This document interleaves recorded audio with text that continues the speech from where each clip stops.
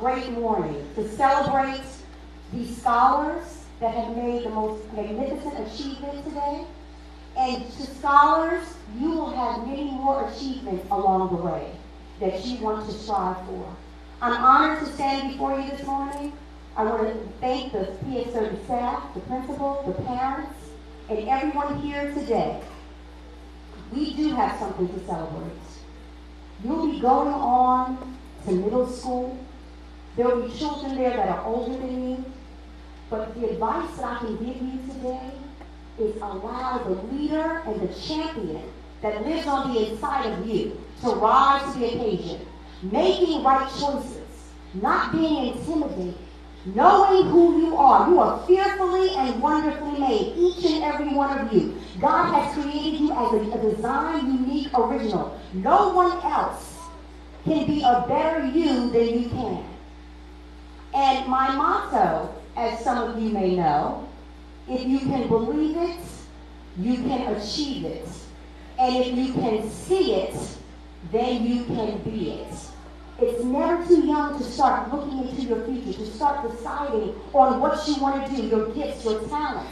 You all have something to offer this world. You are tomorrow's leaders.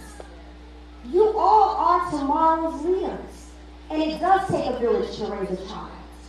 And every one of us in this room has a part to play, not even only in our own children, but the children whose path we come across.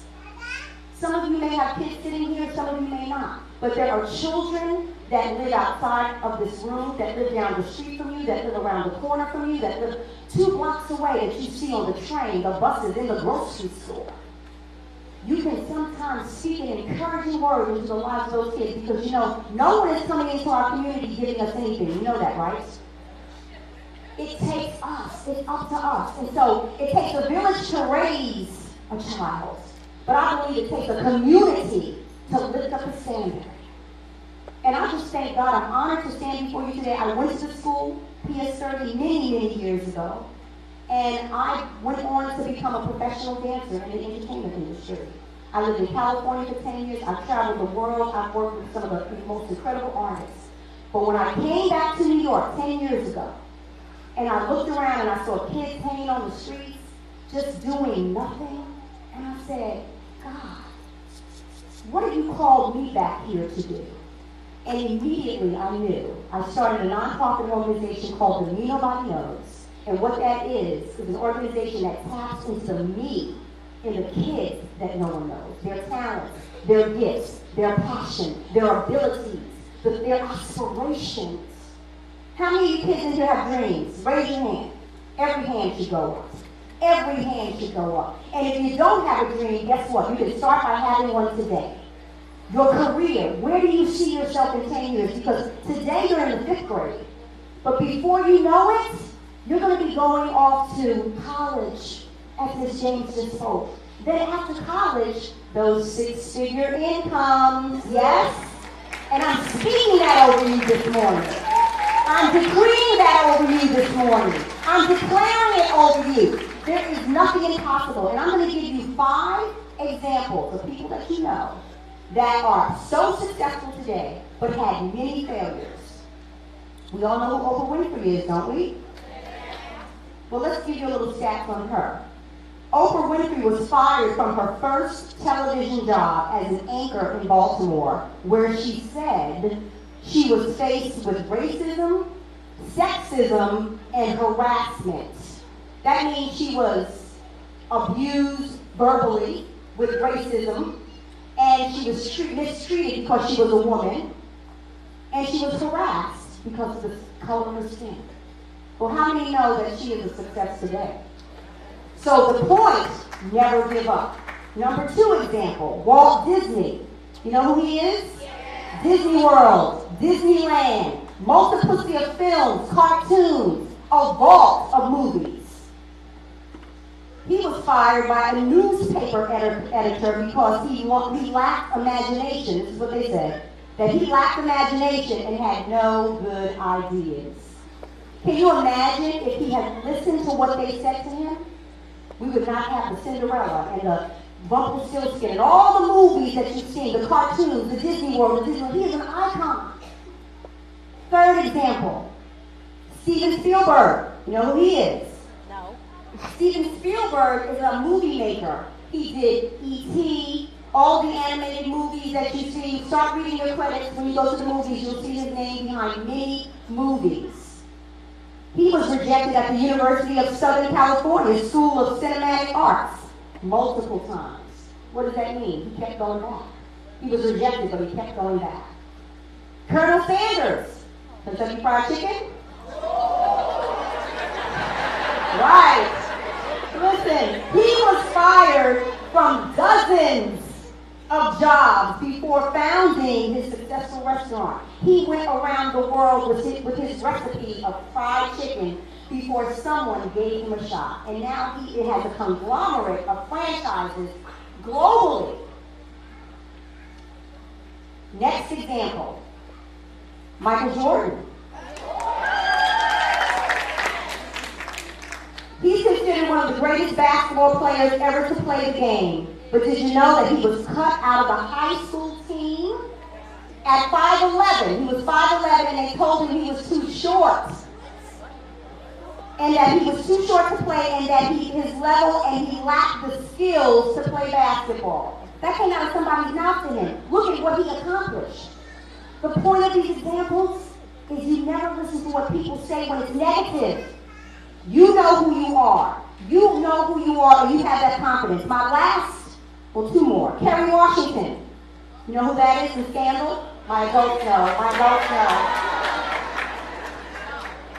She had launched 2 pilots. A pilot in Hollywood is a show that you start and you're cast in, and then the producers decide whether they're going to pick it up to go airtime. She had 2 of them, and then she was replaced by other actresses.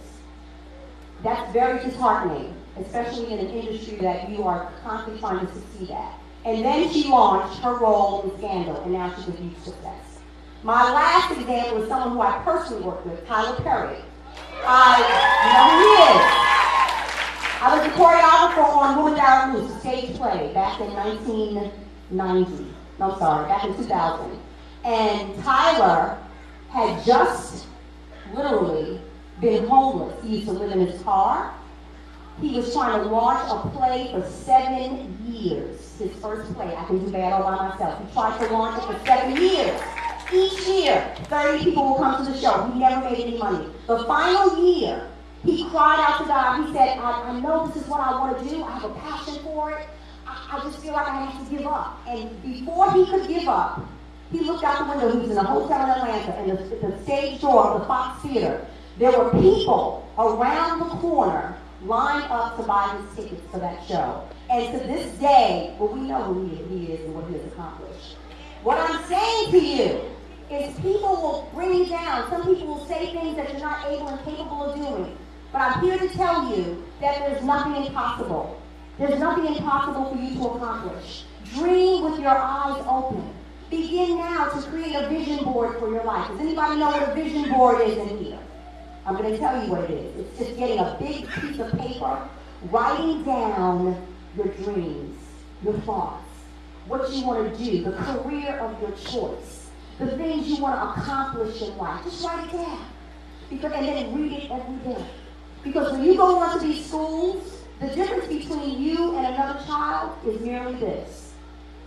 Some have recognized who they are and their gifts and talents, and others have not.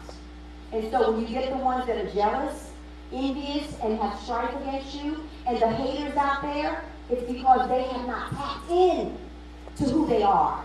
They have not tapped into their gifts and their talents. And so when they see you soaring and accomplishing stuff, they get jealous.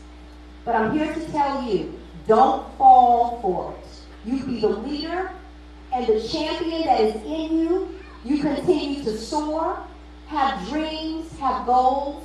I recently completed a mentoring book entitled Mentoring the Me Nobody Knows. And it's a work study book, and it has a multiplicity of exercises, and it talks about your learning ability. Can I tell you that there are multiple intelligences? What does that mean? That means not any 2 people learn the same. So know that if you're having a problem with something in school, This is my time is up. If you're having a problem with a subject or schoolwork, don't be afraid to ask questions. But also become familiar and learn your learning style. So as I take my seat, I want to say, there's nothing you can accomplish if you put your mind to it. You're all fearfully and wonderfully made. And if you can believe it, you can achieve it. If you can see it, you can be it. God bless all of you. Thank you.